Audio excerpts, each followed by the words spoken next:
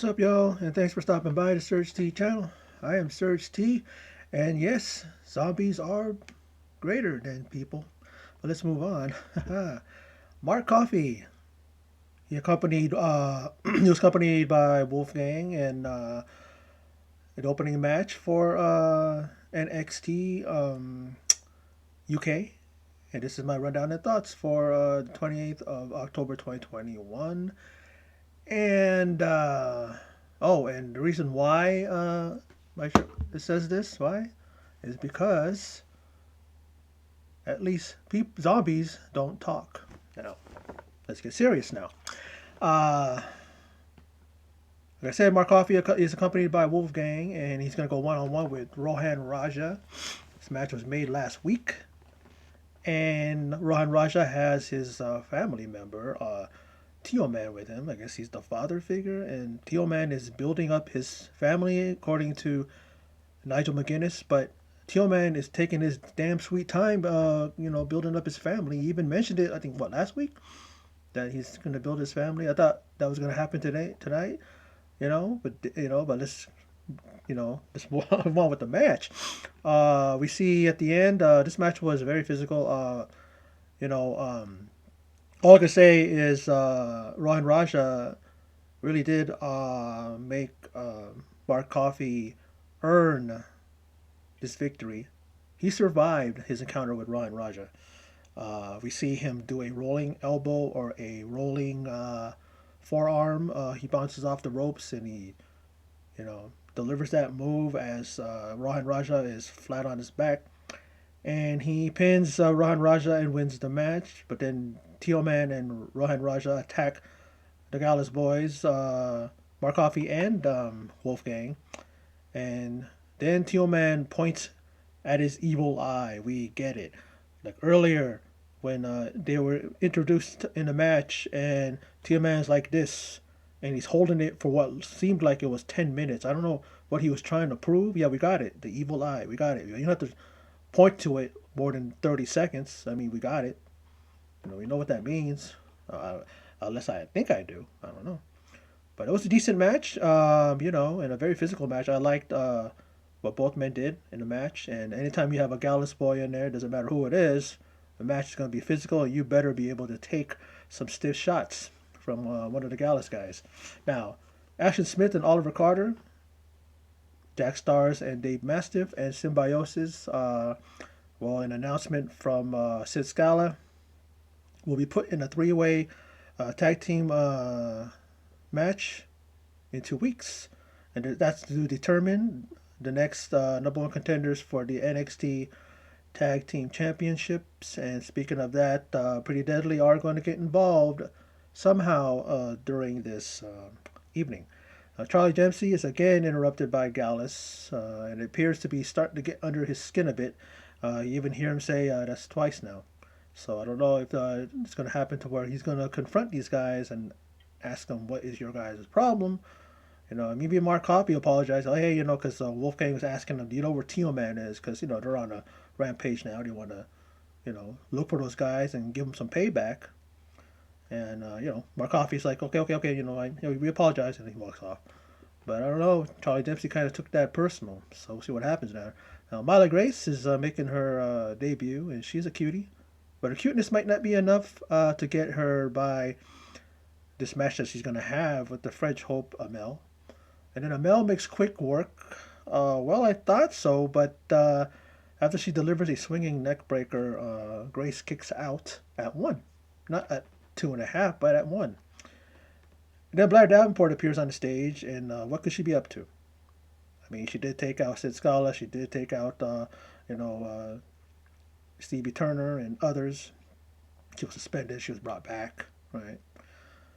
And I'm thinking she's scouting her future opponents, maybe. But then Myla Grace, she's very impressive. We see her deliver a tiger fake kick. Those who don't know what that is like, Rey Mysterio 619. But then Amel delivers the Hope Breaker and pins Myla Grace. So Myla Grace put up a good effort. This is her first match, her debut, and she's going to only get better from here and learn from her mistakes. That's the only thing that she can do, and hopefully she does better next time. Then Nina Samuels interviews Aaliyah James. Aaliyah James is actually being interviewed by a legit interviewer.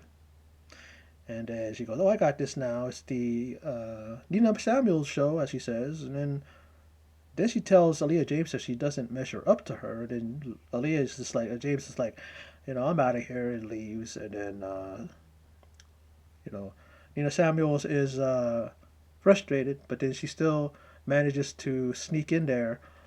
This was the Nina Samuels show, so she wanted to make what do you call it? Lemonade out of lemons, yeah, I guess. And what a fool, up next. What a fool Flash Morgan Webster is. Like, he's trying to slap a match out of Rampage Brown, but he stopped. He goes to slap him. Rampage Brown first goes, "Don't do it.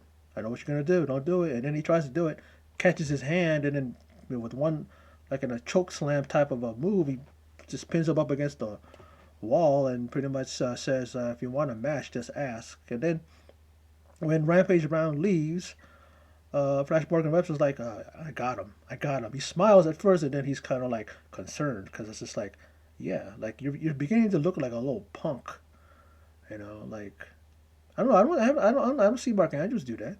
I don't even see Daniel Luna do that. They need to talk to their boy and tell him, hey, just you don't need to be doing that. But no, they're supposed to be guys of subculture, and I guess they're like, hooligans, and they are gonna get into a little trouble and all that stuff. But it's only been Flash Morgan Webster, so if he does get Rampage Brown, probably next week, maybe it's gonna be the same thing like what happened with who was that? Wolfgang? Was it Wolfgang? Yeah, right. Or was it Wolfgang? No, it was Mark. It was Mark Coffey. Yeah. No, no, no. It was what's his name? It was Shaw Samuels, right? Yeah, it was Shaw Samuels. Uh, now, Danny Jones, he's going to be the one facing Charlie Dempsey. And Dempsey really wants to show his ground-based repertoire here. Submission game, his technical game, really reminds me so much of those legendary British wrestlers, namely his father and Dave Taylor and these other guys who they're just basically they get you in the mat and they'll twist and turn your arms and joints and manipulate them and stuff like that and look to make you tap out and stuff. And Nigel McGuinness, he actually said that he's inspired by William Regal. Speaking of Charlie Dempsey, and it says something like it reminds him of Regal, and I'm like, damn, like no kidding there. No duh, Nigel. Dempsey is the son of William Regal. Like, he was trying to say something, and they're not gonna recognize his father. His legacy with his father. Him being his son. So so he said it, and then he was trying to say it where he's not going to say that is maybe he was trying to be clever in saying that, and with not so many words saying that is Nigel. That is what do you call it? What do you call this? William Regal's son. You know. So, but still, it's just like, of course, yeah. He reminds me of William Regal. He really does take after that William Regal guy because that's his son. Jesus, you know, that's William Regal's son. Okay, of course, But then Dempsey, wow, he gets this. It was a well, Nigel called it the cross-faced chicken wing. Looks different than that, but I guess it's because he's on the ground. And after locking in, going like this, I'm locking in those hands, those arms, locking it in like this. No choice for Danny Jones. He taps out, and that makes it 2 for 2 for Charlie Dempsey. And what a great start. And I could definitely see a future building him up for a future title shot. You imagine him and Ilya Dragunov. I'm thinking about it right now, and I'm like excited. That'd be great, man. Now next week it's Jinny versus Satomura, Meiko Satomura for the NXT UK Women's Championship. You have the Fashionista versus the Final Boss. They had a couple words for each other, and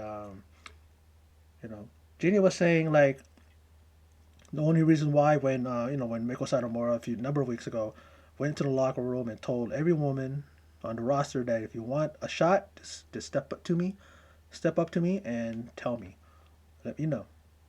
And then Jeannie's like, well, I wasn't there and you didn't tell me because, pretty much saying that Meiko Satomura is scared of her, knows that she'll beat her. Meiko Satomura is like, hey, I'm ready, you know, and you're not going to win. I'm going to beat you because I am the final boss. So that's going to be a very, very good match. Maybe Meiko Satomura will be pushed to her limit, and maybe she'll lose. Who knows? Jeannie has been in NXT UK for some time now, and I think it's time for her to get some gold, get some because he doesn't get it here. Maybe they're going to send her to the main roster on down the road, sometime down the road, and she'll probably become champion there. But it'd be great for her to get the championship here. Kind of this is her brand. This is where she started when it comes to WWE. So it'll be great if she did. But we'll see. Now there was like a video package, a thing filmed and everything like that, and we see Isla Dawn, and I didn't understand Isla Dawn, and she's of course been collecting hair from Daniel Luna, and was that a necklace or a bracelet from Amelia McKenzie, and who else was it that she got something from? And then she needs one more ingredient to attain something. I mean, like, whatever. All I know is she's whacked out. She's like lipstick or black lipstick, and she's rubbing it all over her face and stuff, looking like the Joker. Joker's, like that. And then I guess there's a method to her madness. I don't know. She tends to talk with a real thick accent, so I don't understand. And music was a little bit too loud, so I was drowned out what she was saying. Am I interested? I want to see where it's going, but I guess she doesn't care about winning because it's about her collecting trophies, so collecting ingredients for her, what do you call it, Wiccan brew, whatever you want to call that. So let's see what happens with that.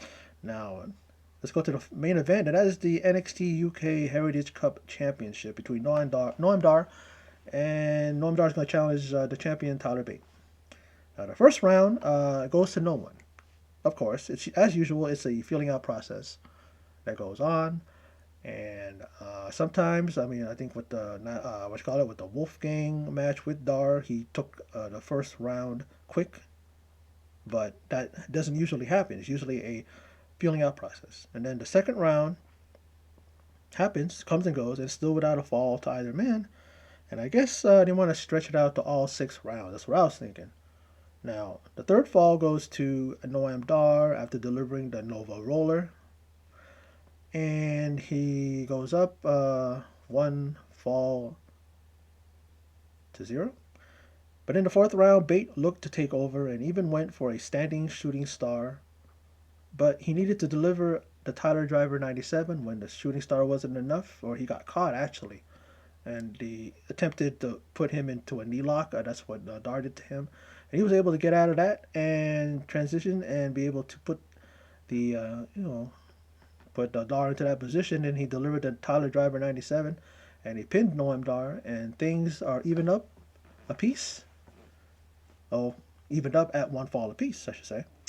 And in the fifth round, we see a burning hammer attempted by Tyler Bate, but then Dar avoids that and delivers a brutal back elbow and a diving strike to the side of Bate's head. But then that doesn't even pin Bate.